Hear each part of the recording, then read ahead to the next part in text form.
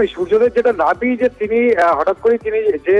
নির্বাচন কমিশনের যে তালিকা প্রকাশ হয়েছে অর্থাৎ মৃত এবং স্থানান্তরিত ভোটারের যে বাদ দেওয়া হয়েছে নাম, সেই বাদের যে তালিকা প্রকাশ হয় সেখানে তিনি দেখতে পান যে তার নাম নাকি মৃত ওখানে লেখা আছে। এরপরই কিন্তু তিনি যেটা করেন সেটা হচ্ছে শ্মশানে চলে যান, অর্থাৎ কালীপুর যে শ্মশান ডানকুনি কালীপুর শ্মশান, সেই শ্মশানে গিয়ে তিনি নির্বাচন কমিশনকে একবার কটাক্ষ করেন যে এইভাবেই হয়তো সারা রাজ্য জুড়ে অর্থাৎ তৃণমূল যে কারণের জন্য লড়াই করছে যে প্রকৃত ভোটারের নাম বাদ দেওয়া হবে এবং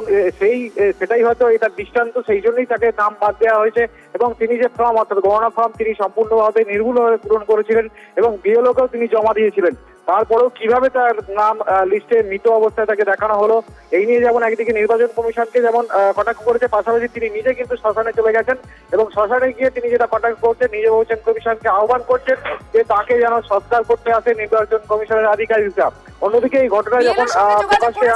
এই বিষয়ে এখনো পর্যন্ত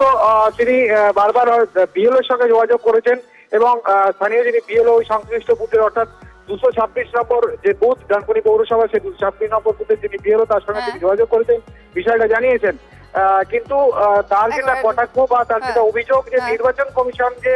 নাম বাদ দিতে চাইছে প্রকৃত ভোটারদের, তা কিন্তু এটাই প্রমাণ করে এবং তার যে নাম বাদ পড়েছে তাকে যে মৃত করা হয়েছে বোঝা গিয়েছে। তার অভিযোগ হচ্ছে যে নির্বাচন কমিশন ভোটার তালিকা থেকে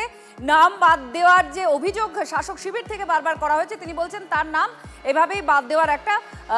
ছক কষা হচ্ছে বলে এই কাউন্সিলরের অভিযোগ। খসড়া লিস্ট প্রকাশ হয়েছে, সেখানে আমি একজন জনপ্রতিনিধি, আমাকে দেখানো হয়েছে আমি মৃত। আমি তীব্র ধিক্কার জানাচ্ছি মিস্টার গণেশ কুমারকে যে এইভাবে যদি একজন জনপ্রতিনিধিকে আপনারা মৃত দেখান, তাহলে এরকম লক্ষ লক্ষ মানুষ যারা হয়তো প্রতিবাদ করতে পারবেন না বা যারা হয়তো আমাদের কাছে অবধি পৌঁছতে পারবেন না,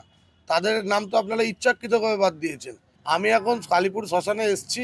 আমি নির্বাচন কমিশনের যারা আধিকারিক আছে তাদেরকে অনুরোধ করব, আসুন আমাকে এসে কালীপুর শ্মশানে ইলেকট্রিক চুল্লিতে পুড়িয়ে দিন, কারণ আপনারা তো অলরেডি মৃত দেখিয়ে দিয়েছেন।